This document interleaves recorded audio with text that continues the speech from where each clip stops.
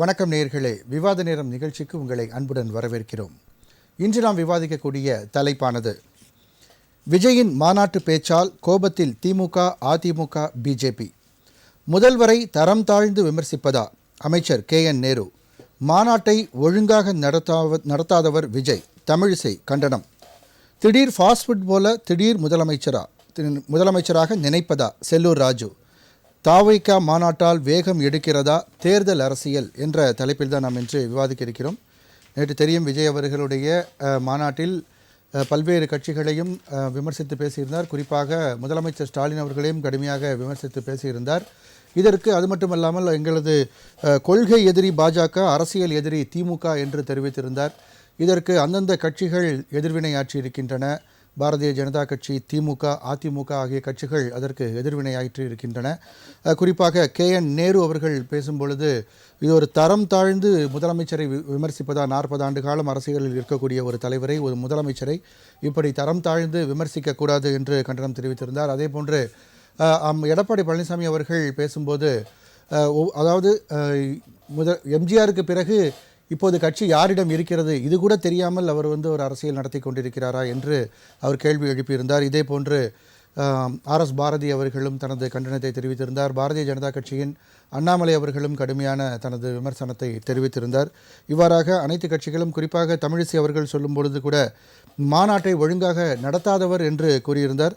செல்லூர் ராஜு திடீர் fast food போல திடீரென்று முதலமைச்சராக நினைப்பதா என்ற கேள்வி. அனைவருமே சொல்லக்கூடிய ஒரு ஒற்றை வார்த்தை, ஒரு 1.5 மாத குழந்தையாக இருந்து கொண்டு உடனடியாக முதலமைச்சர் கனவு காண்பது சாத்தியமற்றது, இது கண்டிக்கத்தக்கது என்று தொடர்ந்து அவர்கள் தெரிவித்து வருகிறார்கள். இவ்வாறாக விஜய் அவர்களுடைய இந்த மாநாடானது மிகப்பெரிய ஒரு அதிர்வலைகளை ஏற்படுத்தியிருக்கிறது என்று கூற வேண்டும். அதனால் இப்போது அரசியல் வேகம் எடுக்கிறதா என்ற தலைப்பில் தான் நாம் இன்று விவாதிக்க இருக்கிறோம். விவாதத்திற்கு செல்லும் முன் நமது விருந்தினர்களை வரவேற்போம். முதலாவதாக இணையம் வழியாக நம்முடன் இணையும் விருந்தினர்கள் தமிழ்நாடு இளைஞர் கட்சியை சேர்ந்த நரேஷ்குமார் அவர்களை வரவேற்போம். வணக்கம். வணக்கம்.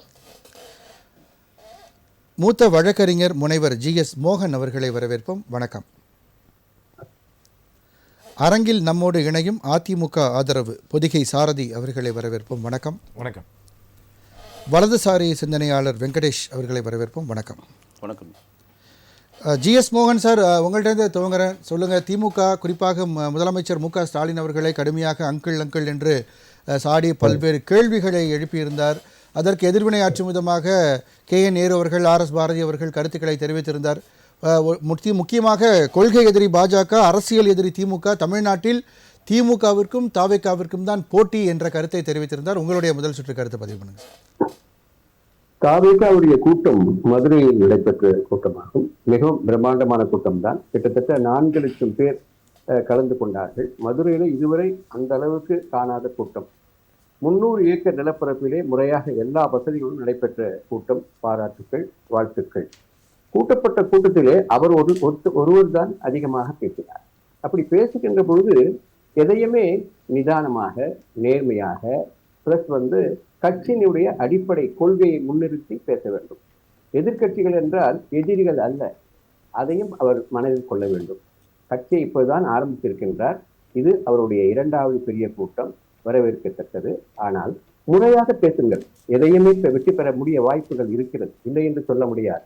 புதிதாக அமைந்திருக்கின்ற கூட்டத்திலே மக்கள் கூட்டத்தை பார்க்கின்ற பொழுது ஒரு எழுச்சியை பார்க்கின்றோம்.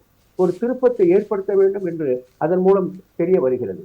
அதையெல்லாம் நீங்கள் நடைமுறையிலே சாத்தியமாக அதை மாற்ற வேண்டும். அந்த மாற்றுவதற்கு நீங்கள் முறையாக பேசுங்கள், நியாயமாக பேசுங்கள், நேர்மையாக பேசுங்கள், மக்கள் மனதை கவர்கின்ற அளவுக்கு பேசுங்கள். அப்படி பேசுகின்ற பொழுது இப்பொழுதுதான் நீங்கள் வந்திருக்கின்றீர்கள் கட்சியிலே.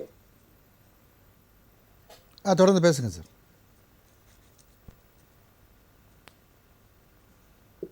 அப்படி ஈர்ப்பு ஏற்படுகின்ற பொழுது உங்கள் மீது ஒரு உணர்வுகள், ஒரு வளர்ச்சிக்கான பாதைகளை நோக்கி பயணிக்கின்ற வாய்ப்பை பெற்றவர்களாக அமைந்துவிடும். ஆகவே எதை பேசினாலும் ஏதோ 67 அண்ணா, 77 எம்ஜிஆர், 26 விஜய் என்று சொல்லுகின்ற பொழுது, நீங்கள் பேசுகின்ற பொழுது, அது சொல்லுகின்ற பொழுது அந்த பக்குவம் வேண்டும். அண்ணாவை போன்றவர்களா அல்லது எம்ஜிஆரை போன்ற மாஸ் மீடியாவா அல்லது நீங்கள் வருகின்ற இந்த இந்த கூட்டத்தை வைத்து நீங்கள் சொல்லுகின்றீர்களா? சரி, கூட்டப்பட்ட கூட்டமா அல்லது மக்களாக வந்தார்களா? மக்களாக வந்ததாக தான் தெரிகிறது. ஏனென்றால் கூட்டப்பட்ட கூட்டமாக இருந்தால் நீங்கள் யாருமே காசு கொடுத்து அழைத்து வந்ததாக தெரியவில்லை. அதில் பார்க்கின்ற பொழுது அது பாராட்டக்கூடியதுதான். ஆனால் நீங்கள் உணர்ச்சி வசப்படக்கூடாது. இப்போதுதான் புதியவராக இருக்கிறீர்கள். நீங்க 1.5 மாசம் ஆகுது, 1.5 வருஷம் ஆகுது, 2 வருஷம்லாம் இல்லை. எபிஷியட்டா பேசினா அதை அப்ரிசியேட் பண்ணணும். எப்படி எதுவாக இருந்தாலும் மக்கள் மாற்றத்தை விரும்புறாங்க. அது மாற்று கருத்து இல்லை. பல கட்சிகளுக்கு ஒரு மாற்றத்தை மக்கள் எதிர்பார்க்கின்றார்கள். அதாவது மோகன் சார், முதல்ல ஒரு எல்லார்டையுமே ஒரு ரேபிட் ஃபயர் மாதிரி ஒரு 2 நிமிஷம் இதை பற்றி பேசி கேட்டுட்டு அதுக்கு பிறகு நம்ம மறுபடியும் வரலாம். திரு நரேஷ்குமார் சார், நீங்கள் சொல்லுங்கள். அதாவது எல்லாரையுமே ஒரு எள்ளல் ஒரு தொனியோடு அவருடைய பேச்சு இருந்தது. அதாவது ஸ்டாலின் அவர்களை குறிப்பிடும் பொழுது அங்கிள் அப்படின்னு சொல்கிறதாக இருக்கட்டும், அதே போன்று கமல் அவர்களை தான் மறைமுகமாக குறிப்பிட்டார் என்று கூறப்படுகிறது. அதாவது ரிட்டையர்ட் ஆன சமயத்தில் நான் அரசியலுக்கு வரல அப்படின்னு சொல்கிறதா இருக்கட்டும், அவர் வரல இவர் வரலன்னு நான் வரமாட்டேன்னு நினச்சாங்கன்னு ரஜினி அவர்களை மறைமுகமாக சொல்கிறதா இருக்கட்டும், ஒட்டுமொத்தமாக அதிமுகவை சொல்வதாக இருக்கட்டும், எல்லாரையும் ஒரு எள்ளல் தொனியுடனே அவருடைய பேச்சு அமைந்ததா? உங்களுடைய பார்வை ஒரு 2 நிமிஷம் முதல்ல சொல்லுங்கள் சார், இந்த மாநாடு பற்றி. இல்ல, கண்டிப்பா மாநாட்டுல இந்த அரங்கத்துல இப்ப கலந்துகிட்டு இருக்கவங்க எத்தனை பேர் கலந்துக்கிட்டீங்கன்னு தெரியல. நாங்க தமிழ்நாடு இளைஞர் கட்சி கிட்டத்தட்ட 6 நாட்களுக்கு மேல மாநாட்டின் பணியில இருந்தோம். மாநாடு முடியிற வரைக்கும் அங்க இருந்தோம். சோ அங்க நாங்க முக்கியமா பார்க்கிங்க கொஞ்சம் பொறுப்பெடுத்து பாத்துக்கிட்டு இருந்தோம். சோ இந்த மாநாட்டுல பொறுத்த வரைக்கும் தளபதி பேசினதை எங்களால அங்க பார்க்க முடியல, கேட்க முடியல. அது ஒரு வருத்தம் தான். அங்க இருந்து கடந்து வெளியே தான் எங்களால பார்க்க முடிஞ்சு. சிக்னல் ஃபுல்லா வந்துச்சாங்க. அங்க இன்டர்நெட்டும் கிடைக்கல, ஸோ நெட்ஒர்க்கும் கிடையாது. ஸோ அதனால வெளியே தான் பார்க்க முடிஞ்சது. அந்த ஃபுல்லாக பார்த்தோம். வெளியே நேற்று நைட் அது டிராவல்லே ஃபுல்லாக பார்த்தோம். அந்த ரொம்ப கிறிஸ்பா, ரொம்ப தெளிவா நம்ம அதை தொடர்ந்து பார்த்துக்கிட்டு இருக்கோம். ஒவ்வொரு முறையும் அவர் மீட்டிங்ல ஒரு விஷயம் பேசுறாரு அப்படின்னா குறிப்பிட்ட பிரச்சனையில குறிப்பிட்ட விஷயத்த மட்டும் பேசுறாரு. எந்த நிகழ்வுல எதை பேசணுமோ அதை மட்டும் பேசுறாரு. சும்மா வளன்னு பேசி இழுத்து கேட்கக்கூடியவர்களையே இன்றைக்கு என்னடா இதுக்கு போய் வந்துட்டுமே தலையை சொரிய வைக்கிற மாதிரி பேசல. ஸோ அவர் ரொம்ப கிறிஸ்பா என்ன பேசணும்னு நினைக்கிறோம் அந்த வார்த்தைகள்ல ரொம்ப கவனமா யூஸ் பண்றாரு. இதுல எல்லலும் கேலியும் எங்கேயும் எனக்கு தெரியல. மேபி நீங்க பாக்குறதுனால அப்படி தெரியலாம். ஒரு உறவு முறை மாதிரிதான் அங்கிள்னு சொல்லி வச்சு பேசியிருக்காரு. அது உங்களுக்கு தப்பா தெரியுது அப்படின்னா உங்களுடைய பார்வை தப்பா இருக்குன்னு தான் நம்ம பார்க்க வேண்டியிருக்கு. முதல்ல நாங்க அப்பான்னு சொல்லி ஒருத்தர் பேசிக்கிட்டு இருந்தாரு. அடுத்து நம்ம அம்மான்னு சொல்லி ஒருத்தவங்களை பேசிக்கிட்டு இருந்தோம். சோ அந்த உறவு முறையில வராத ஒரு கேலியும் கிண்டலும் உங்களுக்கு ஏன் அங்கிள்னு சொல்லும் போது வருதுன்னு எனக்கு புரியல. மேபி அவருடைய தோணியில சில விஷயங்களை மக்கள்கிட்ட கொண்டு போய் சேர்க்கணும் அப்படின்னு இன்னைக்கு இருக்கக்கூடிய ஜெனரேஷனுக்கு ரீச் ஆகக்கூடிய வகையில அவர் பேசுறாரு. அதுல எந்த தவறும் எனக்கு தெரியல. ஏன்னா இன்னைக்கு இருக்கக்கூடியவர்கள்கிட்ட நம்ம போயிட்டு தூய தமிழ்லையோ இல்ல பழைய காலத்து தமிழ்ல பேசணும் அப்படின்னாலும் அவங்களால புரிஞ்சுக்க முடியுமா அப்படின்ற ஒரு விஷயம் இருக்கு. இல்ல, நான் பேசக்கூடிய துணியை பத்தி சொல்லல. அதாவது பேசக்கூடிய அந்த ஸ்லாங்கோ அல்லது அந்த விஷயங்களை பத்தி நான் சொல்லல. ஆனா அந்த கருத்துக்கள் இப்போ கட்சி ஆரம்பித்தா நம்மளுடைய கொள்கை என்ன, நிலைப்பாடு என்னன்றதை தெளிவுபடுத்த வேண்டியது முதல்ல அந்த கடமையாக இருக்கும். அதற்கு பின்னால் வரக்கூடிய கூட்டங்களில் இந்த மாதிரியான விமர்சனங்கள் வைக்கலாம். ஆனால் எடுத்தோடனே விமர்சன அரசியல் அப்படின்றது மற்ற கட்சிகளை மாதிரி ஒரு லாவணி அரசியலாக தானே இதுவும் இருக்குது அப்படின்னு எடுத்துக்க முடியுது. இல்ல சார், நான் இதுல முரண்படுறேன். அவர் கொள்கைகளே பேசல, அவங்க கட்சியுடைய நிலைப்பாடுகளே பேசல, வெறும் விமர்சனங்கள் தான் வைத்தாங்க அப்படின்றது இல்லை. ஏன்னா இன்னைக்கு விமர்சனங்கள் மட்டும்தான் நம்ம விவாதிக்கணும். அதனால அது பெருசா தெரியுது. கொள்கை தலைவர்களை வச்சிருக்கோம், அவர்கள் வழியில எதற்காக அந்த கொள்கை தலைவர்களை வச்சிருக்கோம் அப்படின்றது தெளிவுபடுத்திட்ட பிறகும் ஒவ்வொரு முறையும் கொள்கையே இல்லைன்னு பேசுறதே விதண்டா வரும். அதாவது பேசுறதுக்கு வேற எதுவும் கிடைக்கல அப்படின்னா விமர்சனங்களை நீங்க இப்படி வச்சிருக்கீங்க. ஏன்னா ஒவ்வொரு முறையும் அவர் தெளிவுபடுத்த முடியாது. இப்பவுமே நீங்க கேட்கறதுக்கு நான் சொல்லிடுறேன், அவர் தனிப்பட்ட முறையில யாரையும் விமர்சனம் பண்ணல. அவர் மேல வந்த விமர்சனங்களை அங்க எடுத்து வச்சார். அந்த மேடையில நம்மளை பத்தி என்னெல்லாம் விமர்சனம் வைக்கிறாங்களோ அதற்கு நம்ம செயல்ல பதிலடி கொடுக்கணும் அப்படின்றத விமர்சனங்கள் அவர் மேல வந்த விமர்சனங்கள் தான் எடுத்து வச்சார். இவர் வந்துட்டாரு, இவர் வருவான்னு சொன்னாரு, வரல, நான் வந்துட்டேன் அவர் சொல்லல. இவங்க சொன்னதா அவர் இந்த மாதிரி மக்கள் பேசுறாங்க அப்படின்றத சொல்றாரு. ஓகே, இந்த மாதிரி பேச்சுக்கள் வெளியில இருக்குன்றத பதிவு பண்றாரு. இங்க விமர்சனம் செய்யக்கூடிய மாற்று கட்சியினர் பேசுறாங்க அப்படின்றதுதான் ஐயா சொன்னார். ஜி எஸ் மோகன் சார் ஐயா சொன்னாரு. முக்கியமான ஒரு ரொம்ப ஆழமான ஒரு கருத்து தான். அதை நான் வரவேற்கிறேன். எதிர்கட்சிகள் அப்படின்றது நம்மளுக்கு எதிரிகள் கிடையாது. அவர்களும் நம்மளுடைய கட்சிகள் தான். அவர்களும் மக்களுக்காக செய்யணும்னு வந்திருக்காங்க. அவங்களையும் நம்ம மதிக்கணும். அதுல எந்த இடத்துலயும் அவர் திறந்து போனாரு இல்ல வழி தவறி போனாருன்னு நான் பாக்கல. ரொம்ப தெளிவா அங்க இருக்கக்கூடிய ஆடியன்ஸ்க்கு அவர் மெசேஜ் கொடுத்திருக்காருன்னு தான் நான் பாக்கிறேன். ஓகே நரேஷ்குமார், நான் மறுபடியும் வரேன். திரு வெங்கடேஷ், உங்களுடைய முதல் சுற்று கருத்தை சொல்லுங்க சார். இல்லை, முதல்ல விஜய் சார் இந்த மாநாடை நடத்துகிறப்ப நீங்கள் அருமையான ஒரு விஷயத்தை வச்சிங்க. நம்ம நாம் தமிழர் கட்சியினுடைய சீமான் கூட வச்சார். உங்கள் கொள்கை தான் என்ன, ஃபஸ்ட்டு உங்கள் கொள்கை என்னன்னு சொல்லுங்கள். நீங்கள் மேடையில் ஏறி அவன் பென்சில் திருட்டான், இவன் பேனா திருட்டான், அவன் எனக்கு துரோகம் பண்ணிட்டான், இவன் எனக்கு அதை பண்ணிட்டான், இதை பண்ணிட்டான், இதெல்லாம் அரசியல் நடந்துக்கிட்டே தான் இருக்குது. அதுக்கான மாற்றத்தை நீங்கள் கொண்டு வர போகிறீங்க. இதுக்கு தான் நீங்கள் அரசியல் வரீங்க. கிட்டத்தட்ட திமுகவுடைய தேர்தல் மேனிஃபெஸ்டோவில் என்ன இருக்கோ, திமுக என்னென்ன எதிர்க்கிறதோ அதை நேரடியாக இன்னொரு திமுகவை தான் காப்பி அடித்து இது வந்து விஜய் அவர் எதிர்க்கிற மாதிரி தான் நான் சொல்கிறேன். நீட்லேருந்து இருமொழி கொள்கையிலிருந்து இன்னைக்கு திமுக எது எதிர்க்கிறதோ அதையெல்லாம் இவங்களும் பண்ணுறாங்க. பிரதமரை எதிர்க்கிறதுலேருந்து எல்லாமே. நான் கேட்குறது என்னென்னா, இப்போ ஏடிஎம்கே செட் ஆகலை, டிஎம்கே செட் ஆகலை, பிஜேபி செட் ஆகலை, நாம் தமிழர் கட்சி செட் ஆகலை. இப்போ நீங்கள் தான் வந்து தமிழ்நாட்டுடைய தலையெழுத்தையே மாற்ற போகிறீங்க. வரவேற்கிறோம். எப்படி மாற்றுவீங்க? என்ன மாற்றுவீங்க? அவங்க கொள்கை என்ன? உங்கள் மேடை ஏறி ஒவ்வொருத்தர் திட்டுறது தான் அவங்க கொள்கையா? மேடை ஏறி ஒரு கட்சியினுடைய குறைவுகளை கண்டுபிடிச்சி அவங்க இதை பண்ணிட்டாங்க. நீங்கள் என்ன பண்ணீங்க? அதுக்கு பதில் சொல்லுங்க தான் நம்ம கேள்வி வைக்கிறோம். நீங்கள் என்ன பண்ணீங்க? தமிழ்நாட்டில் பிறந்து தமிழ்நாட்டில் வளர்ந்தீங்க, கோடிக்கணக்கான பணம் சம்பாரிச்சிருக்கீங்க. தமிழ்நாட்டு மக்களுக்கு பேசிக்காக நீங்கள் என்ன பண்ணியிருக்கீங்க?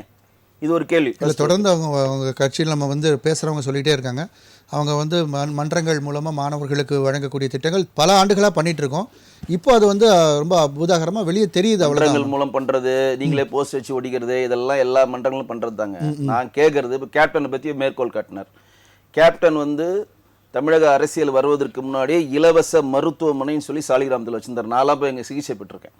அவர் அரசியலுக்கு வரதுக்கு முன்னாடி, அரசியலுக்கு வரத்துக்கு இன்னும் கொஞ்சம் முன்னாடி நடிகர் சங்கத்தில் ஒன்றுக்கு தலைவரானார். அந்த நடிகர் சங்கத்துக்கு கடன் அடைச்சார். ரஜினி கமலையும் ஒன்று சேர்த்து சிங்கப்பூர் மலேசியாவில் கலை நிகழ்ச்சி நடத்தி கடனாக இருந்த நடிகர் சங்கத்தை மீட்டெடுத்து 2 கோடி ரூபா வைப்பு நிதி வச்சுட்டு தான் தான் எடுத்துக்கொண்ட பணியை செவ்வனே செஞ்ச பிறகு தான் அரசியலுக்குள்ளே வரார். இது ஒரு ப்ளஸ் சொல்கிறேன். இன்னொன்று கேட்குறேன். இப்போ நீங்கள் வந்து நண்பர் சொல்கிற மாதிரி தாவக வந்து வின்னாயிடுச்சு. இப்போ நான் அடுத்த மாதம் நடக்க போகிறதா சும்மா சொல்கிற ஒரு கற்பனை சொல்கிறேன். விஜய் முதலமைச்சர் ஆகிட்டார். தமிழ்நாட்டில் தேனும் பாலும் ஓட வச்சிருவீங்களா? தமிழ்நாட்டு கடன் எவ்வளோ தெரியுமா? 15 லட்சம் கோடி கடன். 9லேருந்து 10 லட்சம் கோடி கடன். பொதுத்துறை நிறுவனங்கள் 5 லட்சம் சேர்த்து 15 லட்சம் கோடி கடன் தமிழ்நாட்டு இருக்கிறப்ப நீங்க என்ன தேர்தல் மேனிஃபெஸ்டோ அந்த 15 லட்சம் கோடி ஒரு முடிச்சிடறேன் அப்பதான் புரியும். 2 கோடியே 20 லட்சம் ரேஷன்தார் அட்டைதாரோட ஒவ்வொரு தலையிலும் 3 லட்சம் கடனை இந்த அரசாங்கம் வைத்திருக்கிறது. நாளைக்கே நீங்க முதலமைச்சர் ஆயிட்டீங்கன்னு வச்சுக்கோங்க. உங்களுக்கு என்ன பிளான் வச்சிருக்கீங்க? இந்த கடனை அடைத்த பிறகுதாங்க உங்க திட்டங்களை நீங்க திட்டீங்க. அதாவது நீங்க சொல்றது மற்ற கட்சிகள் மாதிரி இன்னொரு கட்சியா தான் அதை பார்க்க முடியுது. மாற்று அரசியல் எதுவும் இல்ல. அரசியலே இன்னும் மற்றவர்கள் மேல் குறைகளை சொல்லி தனக்கான கைத்தட்டல பெறுறீங்க தவிர உங்க மேல் என்னென்ன குறைகள் இருக்குன்றதை நீங்க கண்டிப்பா அடுத்து பிரிவா பேசுவோம். அது பொதிகை சாரதி அதிமுகவை வந்து பெரிதாக விமர்சிக்கவில்லை என்ற ஒரு பேச்சு இருந்தாலும் கூட இன்று எம்ஜிஆர் அவர்கள் இருந்த கட்சி இன்று யாரிடம் இருக்கிறது என்று எடப்பாடி அவர்களை பெயர் குறிப்பிடாமலே அவர் வந்து விமர்சித்தார். உங்களுடைய பார்வை? முதல்ல வணக்கம் அனைவருக்குமே. நேற்று நடந்த மாநாடு நீங்கள் சொன்னீங்க. நான் அதை மாநாடாக பார்க்கல, அதிமுககாரங்க எல்லாம் அப்படி தான் பார்த்துருப்பாங்க. நேற்று வந்து ஒரு புது படம் ரிலீஸ் ஆச்சு. ஈவினிங் வந்து சாயங்காலம் வந்து ஒரு புது படம் ரிலீஸ். அந்த படத்தின் ஹீரோ யாருன்னு கேட்டால் விஜய். அந்த படத்தில் முதல் பாடல் காட்சி அற்புதம். அதுக்கப்புறம் தங்கச்சி பாசம் அற்புதமாக சொன்னார். மாமா இப்போ தான் மாமான்னு எல்லா தங்கச்சிக்குமே இப்போ தான் மாமா, நான் இருக்கிறேன் தங்கச்சி தாய், அதுதான் தாய் மாமன் என்ற மாதிரி சொன்னார். அதுக்கப்புறம் பார்த்தீங்கன்னா அதுக்கு அடுத்து திடீர்னு பார்த்தீங்கன்னா ஒரு காமெடி. என்ன காமெடினா நகைச்சுவை. என்னன்னா ரூட்டா அப்பா அம்மா சென்டிமெண்டா விட்டுட்டீங்க. அதெல்லாம் இருந்துதான் செஞ்சது, அதெல்லாம் வந்தது. அதுக்கப்புறம் ரூட்டா புரோட்டா கிரட்டான்ட்டு ஒரு காமெடி போச்சு. கடைசியில பாத்தீங்கன்னா சண்டை காட்சி. மாநாடு முடிஞ்ச உடனே அங்க இருந்த கூட்டத்துல இருந்த தொண்டர்கள் எல்லாம் சண்டை போட்டு படம் கிளைமேக்ஸ் முடிஞ்சிருச்சு. ஆனா படம் ஃபிளாப்பு. ரிசல்ட் இதானே தவிர வேற அதை எப்படியே நம்ம பெருசாலாம் பார்க்கணும்னா அது ஒரு படமாக தான் பார்த்தோமே தவிர நாங்கள் பார்த்து சிரித்தோம். படம் நல்லா இருந்தது. ஆனால் கிளைமேக்ஸில் வந்து ஏதோ ஒரு கடைசியாக ஒரு முதலமைச்சர் அவர் படத்தில் காட்டுற மாதிரியே காட்டுவாங்க எதிர்பார்த்தோம். ஆனால் படம் ஃப்ளாப் ஆயிடுச்சு. பாவம் கடைசியில வந்து ஒரு சோக கட்சம் பார்த்தோம். இந்த படத்தோட கிளைமாக்ஸ் வந்து 2026ல தான். அதுதான் நேத்தே காட்டிட்டாங்களே. அந்த சேரை வச்சவங்களாம் அழ ஆரம்பிச்சிட்டான். சேர் குத்தான் பாருங்க. கேரளால இருந்தாலும் சேர் வாங்கிட்டு வந்துருக்காங்க. இங்க யாரும் சேர் கொடுக்கல, அதனால கேரளால தான் வாங்கிட்டு வந்திருக்காங்க. அவெல்லாம் கண்ணீர் விட்ட காட்சியோட தமிழ்நாட்டுல சேர் கிடைக்காது. ஆமா, இதோட அதாவது எப்படின்னா கண்ணீரோட படம் விடை பெற்றது. அப்படிதான் நான் பார்த்தோம். இது முதல் சுற்று. கண்டிப்பா பேசுறேன். ஜலீல், அதான் நீங்க முதல்ல உங்களை தமிழக வெற்றி கழகத்தின் திரு ஜலீல் அவர்களை வரவேற்போம் நமது அரங்கிற்கு. இல்லை, இப்போ நீங்கள் வரதுக்கு முன்னாடி எல்லோரும் பேசுனவங்க வந்து இது வந்து திமுக மற்ற கட்சிகள் மாதிரி தான் பிற கட்சிகளை விமர்சித்து பேசக்கூடிய ஒரு கட்சியாக தான் இருக்குது. புதுசாக ஒரு மாற்று கட்சி அப்படின்ற மாதிரியான மாற்று சிந்தனை அந்த மாதிரியான விஷயங்கள் எதுவும் இல்லை. கொள்கைகளை எதுவுமே சொல்கிறதில்ல. இது வந்து ஒரு இன்னும் சொல்லப்போனால் தமிழிசை அவர்கள் சொன்ன மாதிரி, மன்னிக்கணும், சீமான் அவர்கள் சொன்ன மாதிரி அது கருத்தியல் கூட்டம் இல்லை, ரசிகர் மன்றம் தான் அப்படின்ற துணியில் தான் எல்லாருமே பேசியிருக்காங்க. உங்களுடைய கருத்துக்களை முதல்ல சொல்லுங்கள். கொள்கைகள் யாருக்கு சொல்லணும்? உங்களுக்கு சொல்லி ஒரு சாரதி வந்து சேர்ந்துட போகிறாரா கட்சியில்? இல்லை நான் என்ன, இப்போ நீங்கள் காமெடி படமாக பார்த்தாராம், காமெடியாக நீங்கள் அதிமுகவில் இருக்கீங்க, அதிமுகவில் ஒரு ஸ்போக்ஸ் பர்சனாக வந்து பேசுகிறீங்க. உங்களுக்கு இதை பார்க்கணும், காமெடியாக நகைச்சுவையாக இதை பார்க்கணும் எடுத்துக்கணும்னு என்ன இருக்குது? ஒரு ஜனநாயகம், ஒரு கட்சி ஆரம்பிப்பதும் பேசுவதும் அவரவர் உரிமை இல்லையா? அப்படிப்பட்ட இடத்துல இன்னைக்கு காசுக்காக இல்லாமல் அவருக்காக வராங்களோ, ரசிப்புத்தன்மையோட வராங்களோ, அவருக்கு மேலே இருக்கக்கூடிய அவர் கொள்கை என்னன்னு சொல்லி இன்னும் 1.5 வருஷமாக யாரும் பார்க்காமலாம் இல்லை. உங்களுக்கு டெய்லியும் அவருக்கு ஃபோன் போட்டு சாரதி வாங்க இதுதான் என் கொள்கைன்னு அவர் சொல்லணுன்றாரா? அவருடைய கொள்கை என்னன்றது முதல் மாநாட்டிலே பிரகடனப்படுத்திட்டார். சரிங்களா? அதை இவர் காமெடியாக எடுத்துக்கிட்டு இருக்கலாம். உங்கள் கட்சியினுடைய கொள்கை என்ன? பாஜகவோட கூட்டு சேர்ந்ததா? 3 மாசத்துக்கு முன்னாடி நண்பர் வெங்கடேசன் இங்கே தான் இருக்கிறாரு. 3 மாசத்துக்கு முன்னாடி இந்த பாஜகவோடு சேர்ந்ததுனால தான் நாங்கள் தோத்து போனோம்னு சொன்னீங்களா இல்லையா? மானங்கெட்டு போய் உங்களுடைய கட்சி இன்னைக்கு அடமானம் வச்சுட்டு அடகு வச்சுட்டு இன்னைக்கு உங்களுக்கு தனியா நிக்கிறதுக்கு துப்பு இல்லாம திராணி இல்லாம பாஜக கூட போய் நீங்க சேர்ந்துக்கிட்டு என்ன? அவரு அமித்ஷா சொல்றாரு தமிழ்நாட்டில் கூட்டணி ஆட்சி தான் வரும்னு, நயனார் சொல்றாரு கூட்டணி தான் அமைப்போன்னு. அதை மறுத்து பேசுறதுக்கு என்னங்க நீங்க? இது தமிழ்நாட்டினுடைய கூட்டணியினோட தலைமை, நாங்க எங்க தலைமையில தான் கூட்டணி, நாங்க தான் சொல்லணும் எதுவா இருந்தாலும். என்னைக்கு சொன்னாரு? அவர் ஒரு மேடையிலையும் சொல்லிட்டாரு, நாங்க இது வந்து தமிழ்நாட்டை பொறுத்தவரைக்கும் இந்த முரண்பாடு எதுக்கு? இந்த முரண்பாடு எதுக்கு? ஆதிக்க சக்தி கிட்ட அப்ப நீங்க அடமானமா போயிட்டீங்கன்றது தானே உண்மை. 3 மாசத்துக்கு முன்னாடி என்ன உங்களுடைய நிலைப்பாடு? இதெல்லாம் நீங்க காமெடியா பேசுறீங்களா? நீங்க மாநாடு பந்தல்ல அடிச்சுக்கிட்டு சோத்துக்கு அந்த மாதிரி இங்க ஏதாவது சோத்துக்கு சண்டை நடந்ததா? சோறே போல இல்ல. ஆமா, இவர்தான் வந்து பார்த்த, இவர்தான் வந்து சோறு போட்டார், இவர்தான் சோறு போட்டார். இல்ல பேட்டி கொடுக்கல, அதான் இவர்தான் வந்து சோறு போட்டார். மாநாடு நடத்துவோம். இங்க பாருங்க, விமர்சனம். இந்த முக்தார் வந்து ஒரு கொலாவை அமுத்தி பார்த்துட்டு அதுல தண்ணி வரல, இதெல்லாம் ஒரு விமர்சனமா? இதெல்லாம் ஒரு விமர்சனம். நாற்காலி உடஞ்சிச்சேன், அதிமுக போட்ட மாநாட்டில் எந்த நாற்காலியும் உடையிலையா? மிகப்பெரிய ராணுவத்துக்கு தளவாடங்கள் செய்யக்கூடிய இரும்புலியா கொண்டு வந்து போட்டிருக்கு. ஆரவாரத்துல ஏறுவான் குதிப்பான் பார்த்தான். அது எங்க கட்சியினுடைய எங்க வீட்டு பிரச்சனை. எங்க வீட்டை நீங்க எதுக்கு எட்டி பாக்குறீங்க? எத்தனை லட்சம் பேர் வந்திருக்கான். யாரையாவது ஒரு பொண்ணுகிட்ட தவறா நடந்துட்டா, இல்ல அங்க ஒரு தவறான சிலுமிஷன் நடந்துருச்சு, தப்பான அணுகுமுறை ஆயிடுச்சு, அதை சொல்லுங்க. ஜலீல், இப்ப 2 நிமிஷம் எல்லாத்தையும் நான் வந்து முதல் சுற்று கேட்டிருக்கேன். நான் மறுபடியும் இப்போ வரும்போது நான் உங்ககிட்ட நான் விரிவா பேசுறேன். திரு மோகன் சார், அதாவது வந்து இப்போ இது சொல்றீங்க, மற்ற கட்சிக்கு மாதிரி தான் இது திமுகவை திட்டுகிறது, அதிமுகவை திட்டிய மற்ற கட்சிகளை திட்டக்கூடிய ஒரு அரசியல், அதான் ஒரு வழக்கமான அரசியலை தான் விஜய் அவர்கள் முன்னெடுக்கிறாரா அப்படின்ற ஒரு விவாதம் தான் சென்று கொண்டிருக்கிறது. உங்களுடைய கருத்தை சொல்லுங்க சார்.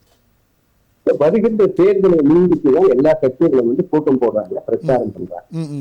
வருகின்ற தேர்தல் வந்து 2026. இப்போ ஆளுங்கட்சியினால அதிருப்தி இருக்கும், நாங்க இல்லை என்று மறுக்கவில்லை. இப்போ 44% எங்களுக்கு வாக்குகள் இருந்து கிடைத்தது. அதுல ஒரு 3% 2% குறையலாம். சரி. ஆக மீதி இருக்கின்ற 58 விழுக்காடு நீங்கள் 3ஆக பிரிந்திருக்கிறீர்கள். அதாவது மொத்தம் 4 அணியாக இருக்கிறது. திமுக, ஏடிஎம்கே, பிஜேபி சேர்த்து ஒரு அணி, பிளஸ் விஜய் அண்ட் சீமான். அப்போ 4ஆக இருக்கின்ற அணியில திமுக சார்பிலே 42 விழுக்காடு போக மீது 58 விழுக்காடு. இந்த 3 சேர்ந்தால்தான் திமுகவை வீழ்த்த முடியும் இல்லையா?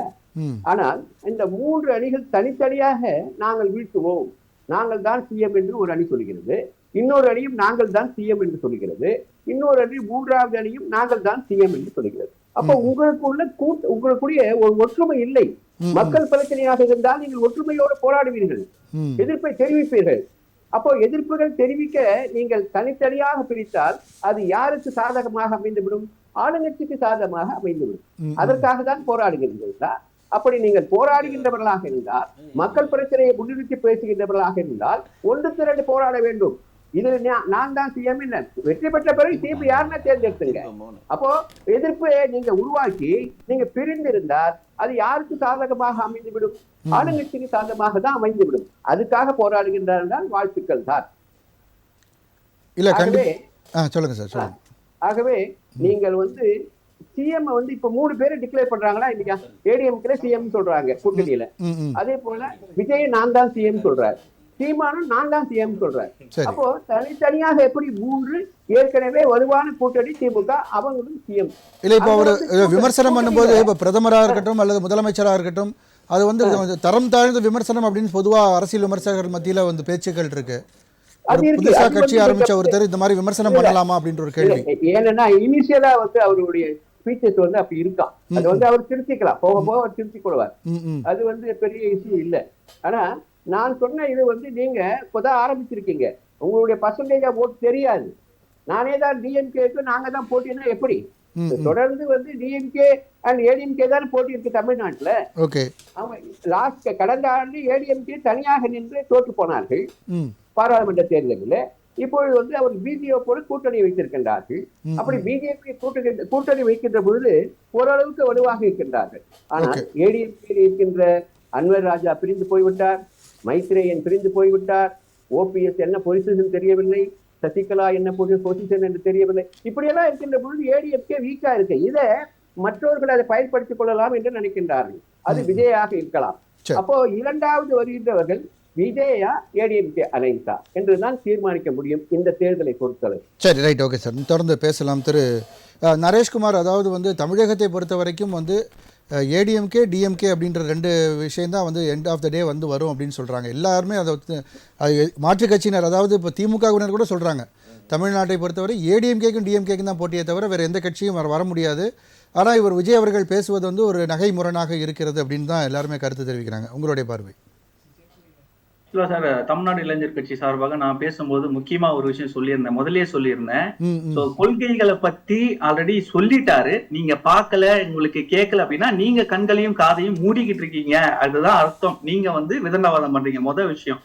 2வது, நீங்க கேட்கறது இந்த தேர்தல்ல தாவேகாவா திமுகவான்றதுதான் போட்டியே, அதை மக்களே முடிவு பண்ணிட்டாங்க. ஏன்னா இன்னைக்கு போற இடத்துல எல்லாம் எடப்பாடி ஐயா அவர்களுக்கு கூட்டம் கொடுத்து எந்த மாற்று கருத்தும் இல்லை. ஆனா அந்த கூட்டம் கூட்டப்படுகிறது அப்படின்றதுக்கு பல ஆதாரங்களை நம்ம பார்த்துட்டோம். எப்படி பணப்பட்டுவாடா பண்ணப்படுது, 100 200 எவ்வளவு நேரம் வரைக்கும் ஒரே இடத்துல கூடிய கூட்டத்தை இன்னொரு இடத்துக்கும் கூட்டிட்டு போய் நிக்க வைக்கிற அவலமும் நடந்துகிட்டு இருக்கு. இது அதிமுகவுக்கு மட்டும்தானா?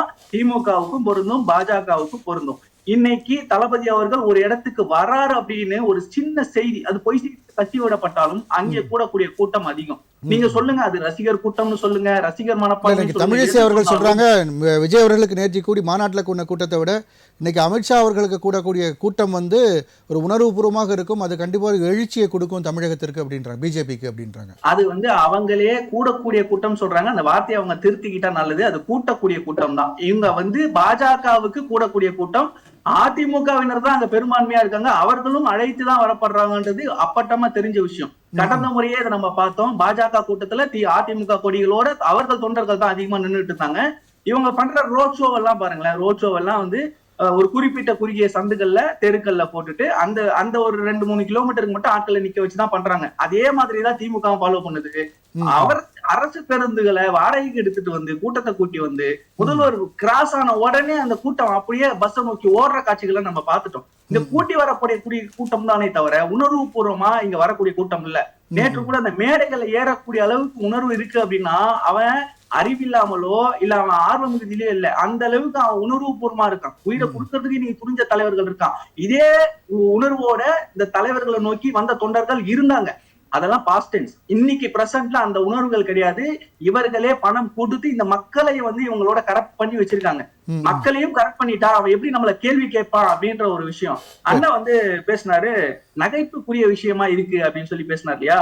அவருக்கு வந்து ஒருத்தருடைய கஷ்டத்தை இன்னொருத்தருடைய கஷ்டத்தை சொல்லும் பொழுது அது இன்னொருத்தர் எப்படி எடுத்துக்கிறாங்கன்றத பொறுத்துதான். நான் ஐயோ அவன் இவ்வளவு கஷ்டப்படுறானா, அப்ப ஏன் கஷ்டம் மாதிரி நான் வந்து அதை உணர்ந்தேன் அப்படின்னா மற்றவர்களுடைய வலிய தன்னை போல வந்து உணர்றதுன்னு ஒரு மனிதாபிமானம் இருக்கும். அவன் கஷ்டப்படுறானா சூப்பர் அப்படின்னு கைத்தட்டி சிரிக்கிற ஒரு மனப்பான்மை இருக்கு இல்லையா? இது வந்து மனிதன்மையற்ற ஒரு மனப்பான்மை. ஏன்னா அவங்க கஷ்டத்தை சொல்றாங்க, மக்கள் இவ்வளவு துன்பப்படுறாங்க, நீங்க செய்யுங்கன்னு சொல்றாங்க, அதை வேற டோன்ல சொல்றாங்க. எப்படி சொன்னாலும் வலி ஒண்ணுதானே. அதை நீங்க எப்படி எடுத்துக்கிறீங்கன்றது உங்களுடைய மனப்பக்குவம் எந்த அளவுக்கு இருக்கு, உங்களுடைய பார்வை எந்த அளவுக்கு இருக்கு, உங்களுடைய அரசியல் புரிதல் எந்த அளவுக்கு இருக்கு அப்படின்றது புரியுது. மக்கள் புரிஞ்சுக்கிறாங்க சார். நான் பாத்துருக்கேன் சார் மாநாட்டு திடல்ல. நீங்க 2 நாளுக்கு மாநாட்டுக்கு இன்னைக்கு ஏன் வந்திருக்கீங்கன்னு கேக்குறேன். அண்ணன் வர்றார், நான் வரேன், குழந்தைங்களை ஏன் கூட்டு வந்தீங்கன்னா மாநாட்டுக்கு கூட்டிட்டு வர வேண்டாம்னு சொல்லிட்டாரு. இன்னைக்கு நான் கூட்டிட்டு வர பசங்க அடம் முடிக்கிறாங்கன்னு சொல்றாங்க. சரி, ரைட், ஓகே மாநாட்டுக்கு நரேஷ்குமார். வலுக்கட்டாயமா இழுத்துட்டு வர கூட்டம் தாண்டி இன்னைக்கு வர வேண்டாங்க, கர்ப்பிணி பெண்கள் கஷ்டப்படாதீங்க, வயதானவர்கள் கஷ்டப்படாதீங்க, பெண்கள் கஷ்டப்படாதீங்கன்னு சொல்லக்கூடிய ஒரு தலைவர் காட்டுங்க பார்க்கலாம். சோ தனியா ஒரு எழுச்சியா சேர்ந்த கூட்டம் தான் மாநாட்டுக்கு வந்த கூட்டம் சொல்றீங்க. கண்டிப்பா புரியுது, தொடர்ந்து பேசுவோம். சார், இது பொருந்தா கூட்டணி அப்படின்னு சொல்றாங்க வெங்கடேஷ். அதாவது இதை வந்து விஜய் அவர்கள் சொல்லும்போது இது பொருந்தா கூட்டணி, ஏடிஎம்கே பிஜேபி பொருந்தா கூட்டணின்னு சொல்றாரு. உங்களுடைய பார்வையில் பொருந்தா கூட்டணின்னு எதை வச்சு விஜய் சார் சொல்றாருன்னு தெரியலங்க எனக்கு. அரசியலில் வந்து நிரந்தர நண்பன் இல்லை, நிரந்தர எதிரி இல்லைன்னு ஒன்று இருக்கு. விஜய் அவர்கள் வந்து பிரகடனமா மேடையில் வந்து நான் யாரிடம் கூட்டணி வைக்க மாட்டேன்னு சொல்லியிருக்காரா? நான் ஆட்சியில் பங்கு தரேன், ஆட்சியில் பங்கு தரேன், யார் வேணா எங்க கிட்ட வந்து சேரலான்ட்டு அவரு கூட்டணி அழிக்கிறார்ல. நான் எந்த கட்சியுடன் கூட்டணி இல்லை, தாவேகா தனித்து தான் போட்டியிடும், நான் தமிழர் சீமான் வந்து நீங்க ஆணித்தரமா சொல்றாரு, அந்த மாதிரி சொல்றாரா? யார் வேணா வாங்க, மத்தவங்க அப்ப வந்து காங்கிரஸ் பீரியட்ல இந்தியாவில தேனும் பாலும் ஓடுது, விடுதலை சிறுத்தைகள் வந்து எந்த பிரச்சனையும் இல்ல. கம்யூனிஸ்ட் தமிழ்நாட்டுல மிக மிக அருமையான செயல்கள் எல்லாம் செஞ்சிட்டு இருக்காங்க. கொங்கு மக்கள் கட்சி மிக சிறப்பான செயல்களை செஞ்சிட்டு இருக்காங்க. தமிழக வாழ்முறை வேல்முருகன் அருமையான செயல்களை செஞ்சிட்டு இருக்காரு. இவர் நம்ம முஸ்லீம் கட்சி இவங்க சொல்ற முடியாத புகழ்வான முயற்சிகள் பண்ணிட்டு இருக்காங்க. இடைவேளைக்கு பிறகு மறுபடியும் நான் உங்ககிட்டே வரேன். இடைவேளைக்கான நேரம். நேயர்களே, விஜய் அவர்களுடைய மாநாடு பல்வேறு கட்சிகளிடையே பல கொந்தளிப்பை ஏற்படுத்தியிருக்கிறது. தலைவர்கள் கருத்து தெரிவித்து வருகிறார்கள், அதற்கு எதிர்வினை ஆற்றி வருகிறார்கள். அது பற்றி நாம் விவாதித்து வருகிறோம். தொடர்ந்து விவாதிக்கலாம். ஒரு வெங்கடேஸ்வர் இடைவேளைக்கு முன்னாடி பேசிட்டு தான் தொடர்ந்து பேசுங்க சார். அதாவது கூட்டணி பற்றி தான் நீங்கள் சொன்னீங்க. அதாவது பொருந்தாத கூட்டணி, பதரவாத கூட்டணி, அதெல்லாம் அரசியலில் வந்து இன்றைக்கு பொது எதிரியாக இருந்த பாஜக எங்கள் பொது எதிரி சொன்ன திமுகவும் கூட்டணி வைத்திருக்கிறது, அப்புறம் அதிமுகவும் கூட்டணி வைத்திருக்கிறது. கூட்டணின்றது அந்தந்த தேர்தல் சமயத்தில் பொது எதிரியை வீழ்த்துவதற்கான ஒரு சந்தர்ப்பம் தான் தவிர கூட்டணி வேறு கொள்கை வேறுன்றது எல்லாருக்குமே தெரியும். குறைந்தபட்ச கொள்கை என்னன்னு அமித்ஷா அவர்கள் பொதுவெளியில சொல்றாரு. என்ன அப்படின்னு பாத்தீங்கன்னா, திமுகவை வீழ்த்தணும்.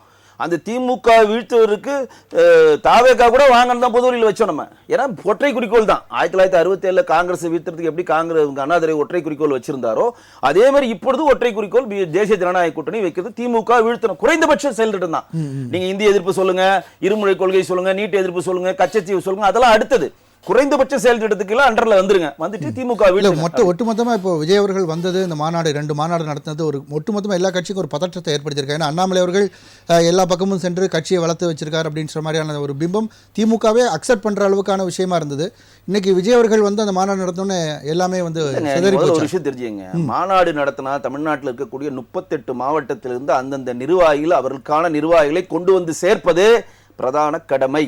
இன்றைக்கு திருநெல்வேலியில் பூத் மாநாடு நடந்திருக்கு. 1 லட்சம் பேர் போயிருக்கான். 1 லட்சம் பேர் போயிருக்கான் பிஜேபி காரர். நீங்க சொன்னாங்க, ஒரு நண்பர் சொன்னார், அவங்களும் காசு கொடுத்து கூட பிஜேபியில் யாரும் காசு கொடுத்துலாம் கூட்ட மாட்டோம். முருகர் மாநாடுக்கு 6 லட்சம் பேர் வந்தான். 3 நாள் பூஜை புனஸ்காரங்களோட டிசிப்ளினா நடந்த மாநாடு. ஒரு இந்த இந்திய நாட்டில் ஒரு மாநாடு எப்படி நடக்கணுன்றதுக்கான எடுத்துக்காடான ஒரு நாடாடு. சரிங்களா? இப்ப 1 லட்சம் பேர் இங்க வந்து பூத் மாநாடு வரவங்க யாருமே அவுட் ஆஃப் பீப்புள் கிடையாது, நிர்வாகிகள். நான் ஒத்துக்கிறேன். ஆனா நீங்க வந்து மாநாடுன்னு நீங்க போட்டீங்கன்னா 38 மாவட்டத்திலிருந்து வண்டி வச்சுக்கிட்டு வந்து பேப்பாங்க. இது வந்து கூட்டம் வந்து ஓட்டாகலன்ற கான்செப்ட் கூட வரல.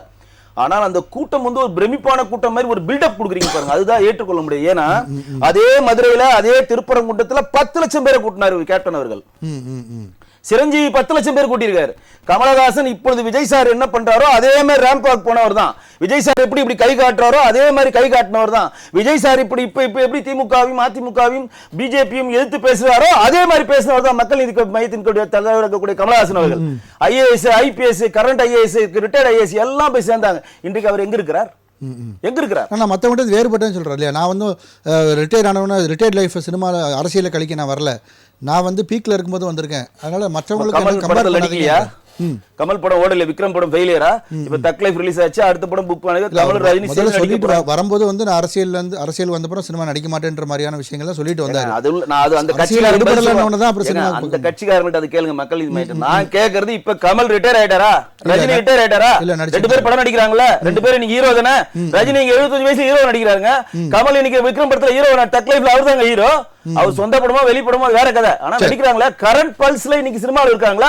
ரிட்டையர் ஆனாங்கன்றது நீங்க எப்படி எந்த விதத்துல சொல்றீங்க? அப்ப நான் சொல்றேன், இப்ப விஜய் சார் 3 வருஷம் படம் நடிக்கல, அரசியலுக்குள்ள வந்துட்டாரு, ரிட்டையர் ஆயிட்டாரு நீங்க சொல்லுவீங்களா? சரி, ஓகே சார், ஓகே. தொடர்ந்து பேசலாம். திரு சாரதி, அதாவது இப்போ அதிமுக பாஜக கூட்டணியை வந்து அதிமுக பெரிய அளவில் விமர்சிக்காட்டாலும் பாஜக விமர்சிக்கும் போது கண்டிப்பாக அந்த ஒரு பதற்றம் வந்து 2 கட்சிக்கு இருக்குமா அப்படின்றது தான் ஒரு முக்கியமான கேள்வியாக இருக்குது. முதல்ல பதட்டம்லாம் கிடையாதுங்க. அதிமுக இல்லை ஒரு அண்டர் எஸ்டிமேட் பண்ணுறீங்களா நீங்கள்? அதிமுக வந்து அதாவது தீய சக்தி திமுகவையே பார்த்த கட்சி, புரியுதுங்களா? திரு கருணாநிதி அவர்களே பார்த்த கட்சி தான் அதிமுக. அதனால் வந்து அதிமுக இதெல்லாம் நேற்று ஆரம்பித்த கட்சிக்கெல்லாம் பயப்படுன்ற அவசியமே கிடையாது. நாங்கள் பயப்பட மாட்டோம். கூட்டணிக்கு கூப்பிட்டீங்க. இருங்க உங்க பாயிண்ட் நீங்க பேசுங்க, உங்க நேரத்துக்கு பேசுங்க. உங்களுக்கு கூட்டம் எல்லாமே வந்து கூட்டப்பட்ட கூட்டம் ஒரு கருத்தை வந்து தொடர்ந்து சொல்றாங்க. என்ன பேசுவாங்க? கூட்டத்தை வச்சுலாம் நீங்க வந்து ஓட்டா கன்வெர்ட் ஆகுவான்லாம் பார்க்க கூடாது. இன்னைக்கு ஒரு அண்ணன் சொன்ன மாதிரி ரஜினி வந்து கூலி படத்தில் நடிக்கிறாருங்க, சென்னையே ஸ்தம்பிச்சு போச்சு. விஜய் நடிச்ச ஏதாச்சும் நீங்க ஒரு படம் ஏதாச்சும் வெற்றி அடைஞ்சதுன்னு சொல்லுங்க. அவர் நடிச்ச படம்லாம் கொஞ்ச நாளைக்கு முன்னாடி எல்லா படமும் அவர் தொடர்ச்சியாகவே அவருக்கு வேணா மார்க்கெட் வேணா கொடுத்துக்கிட்டாங்களே தவிர அந்த அளவுக்கு பேசுகிற அளவுக்குலாம் படம் ஹிட் ஆகலை. நிறைய புலி என்னென்னோ படம்லாம் வந்தது, எல்லாம் தொடர்ச்சியா. அதான் அதுல இருந்து இருக்கக்கூடிய இன்னைக்கு வந்த சர்க்காரு லியோ என்னென்னோ சொல்றாங்க.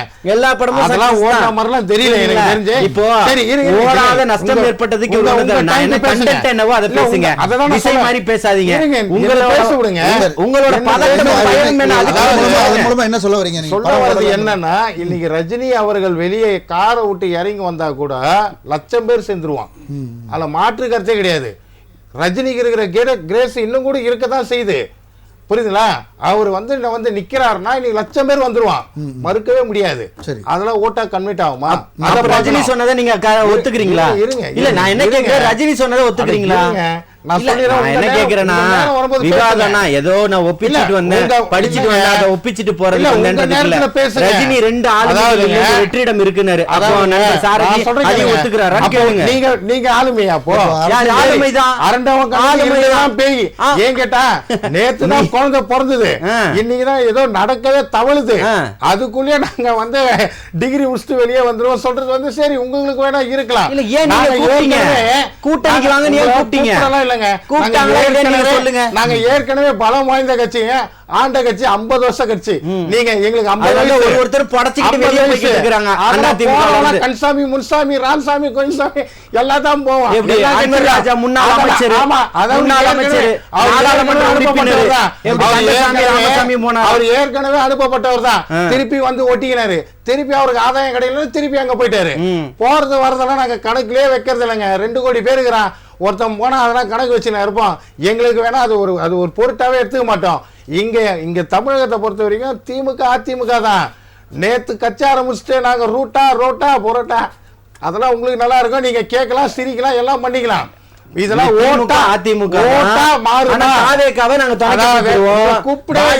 துணைக்கு கூப்பிடுவோம். நாம் தமிழர் கட்சியே அதாவது ஆதாரம் இல்ல. இப்ப நீங்க விவாதத்தை விட்டு வெளியே போறீங்களா? நீங்க சொல்லுங்க. இல்ல ஆதாரம் இருக்கா? நீங்க சொல்லுங்க. ஆதாரம் இருக்கா? கூப்பிட்டாவே கூப்பிடலையா? எந்த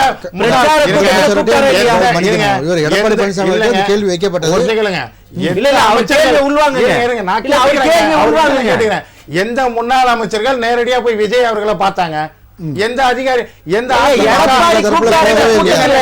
அதிமுக தரப்புல விஜய் அவர்கள் எங்க கூட கூட்டணியில வந்துருவார் சொன்னாரா? சொல்லுங்க, எந்த இடத்துல நீங்க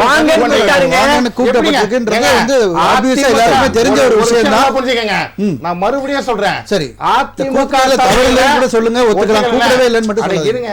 அதிமுக தலைமையில கம்யூனிஸ்டும் வரலாம், சீமான் வரலாம், எல்லாருமே வரலாமே தவிர விஜய மட்டும் நீ வா, எனக்கு நீதான் பலம், நான் உனக்கு துணை முதலமைச்சர் தரேன், இல்ல முதலமைச்சர் தரேன் சொன்னாரா? எங்கன்னா இதெல்லாம் அப்பட்டமான இதான் இவங்களுக்கு. கேள்வியை நல்லா புரிஞ்சுக்கணும். தற்கொலைத்தனமா பேசக்கூடாது. இன்ஸ்டாகிராம்ல போற பதிவு மாதிரி இருக்க கூடாது.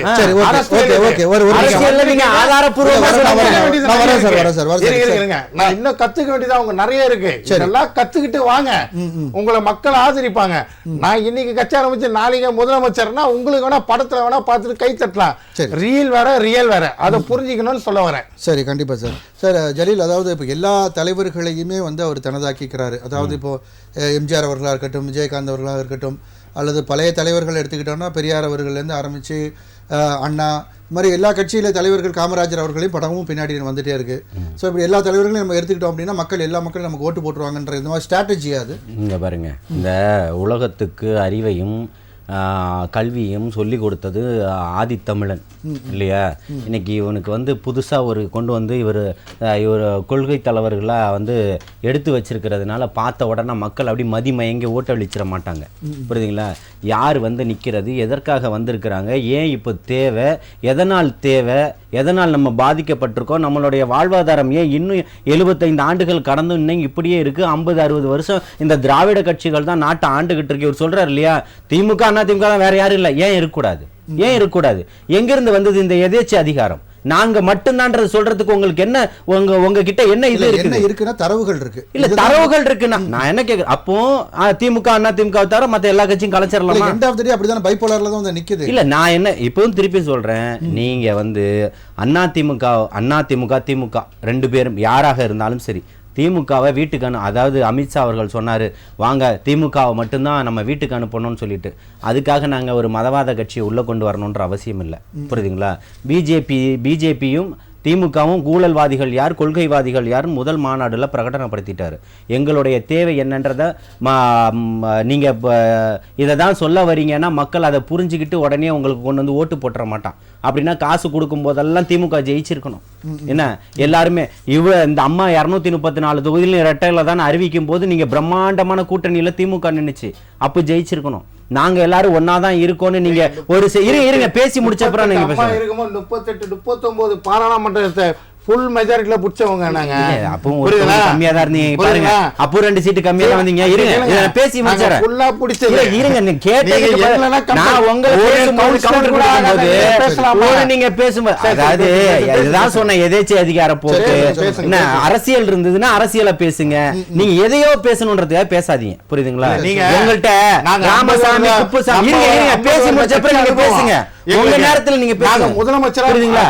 இங்க பாருங்க, வந்திருக்கிறது இப்ப சொல்றேன், வந்திருக்கிறது முதல்வருக்காக தான். புரியுதுங்களா? அதாவது இதெல்லாம் திருப்பியும் சொல்றேன், பேசணும்ன்றதே. நாங்க என்ன மாநகராட்சி தேர்தல்ல நின்னோமா? எங்க ஆகிறதுக்கு இல்ல. நான் இவ்வளவு பேச்சு ஆமாங்க பேசதாங்க செய்வோம், பேசதான் செய்வோம்.